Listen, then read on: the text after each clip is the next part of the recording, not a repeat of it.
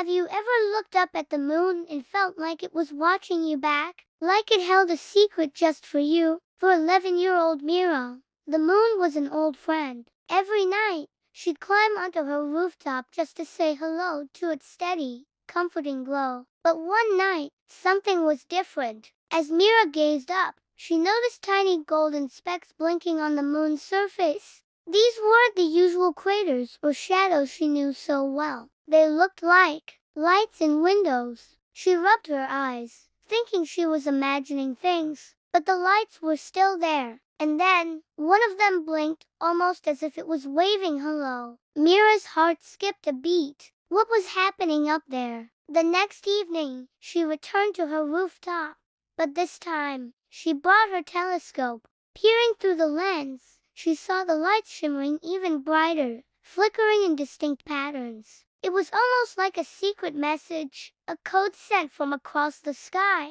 Mira watched, mesmerized, when suddenly, a soft, silver beam stretched from the moon all the way down to her rooftop. It formed a glowing ladder, made of pure, woven moonlight. Mira's heart hammered in her chest. A ladder to the moon? It was impossible. But her curiosity was a powerful force, much stronger than her fear. With a deep breath, she reached out and touched the first rung. It felt solid, warm. She put one foot on it, then the other. It held her weight. Step by glowing step, she began to climb, leaving her world behind. She ascended into the night sky, past drifting clouds and sleepy birds, feeling the air grow cooler and thinner, until her feet finally touched soft, glowing dust. She had arrived. But the moon wasn't the cold, empty rock she'd read about in science books. Instead, she found herself standing in a warm, glowing valley. All around her were little round houses,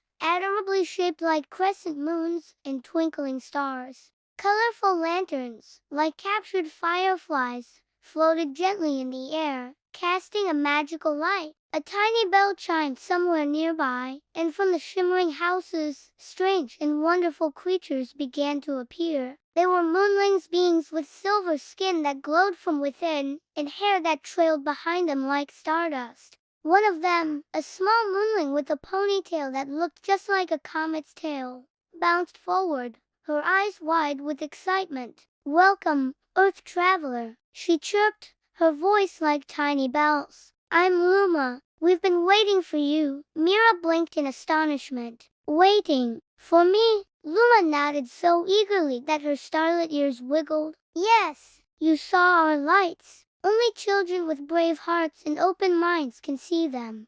Luma took Mira's hand and led her toward the center of the village. There, on a grand pedestal, stood a gigantic lantern, brighter than anything Mira had ever seen. It pulsed with a powerful, beautiful light. "This is the lunar lantern," Luma explained, her voice dropping to a whisper. "It's what lights the moon for everyone on Earth. It shares our magic with your world." But as Mira looked closer, she noticed the lantern wasn't shining steadily. It flickered weakly, its light wavering like a dying candle. "It's losing its glow," Luma said, her voice filled with sadness. "And if it goes out, the moon will disappear from Earth's sky forever." Mira gasped, the weight of those words hitting her. An Earth without the moon? It was unthinkable. "What can I do? Can I help?"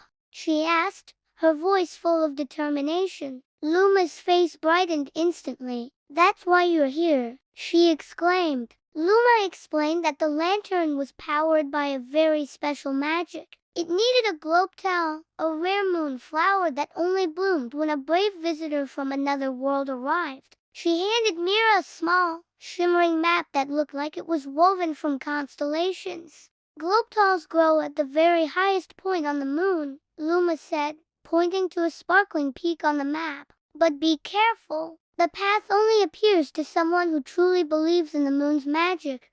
Mira took a deep breath, clutched the map, and set off on her quest. As she started walking, the ground beneath her feet began to shimmer, and a glowing silver trail materialized just for her, leading her forward. She walked through a landscape of wonders, Crystal mountains rose around her, sparkling with every color imaginable. A gentle river of floating, glowing orbs guided her way, humming a soft, melodious tune. Finally, after what felt like both a lifetime and no time at all, she reached a dramatic cliff. And there, at the very edge, a single flower bloomed. It was as white as starlight, its petals glowing with a soft, gentle light. "This must be it," Mira whispered in awe. As she reached out to touch it, the flower brightened, sensing her bravery and pure heart. It detached from its stem and floated gracefully into her hands, feeling as light as a feather made of pure moonlight. With the precious globetail held safely, Mira hurried back to the village. The moonlings were waiting anxiously, their silver faces filled with hope. As Mira approached the fading lunar lantern, they parted to let her through, cheering softly. She carefully placed the globetail inside the lantern's core. For a moment, nothing happened. Then, with a brilliant, silent whoosh, the lantern blazed back to life. It shot powerful beams of shimmering silver light into the sky, reigniting the entire valley. The moon glowed brighter and more beautifully than ever before. "You did it! You saved our home," Luma said, wrapping her in a warm hug. "And you've protected Earth's night, too." Mira smiled, her heart full. "I'm just glad I saw your lights." As the celebration continued, a gentle beam of moonlight wrapped around Mira. It lifted her up, carrying her back through the sky, down the moonlit ladder, until she was safely back on her rooftop. Just before her feet touched the familiar tiles, she heard Luma's voice whisper on the wind, a promise carried across the stars. "Come back anytime, Mira. The moon will always remember."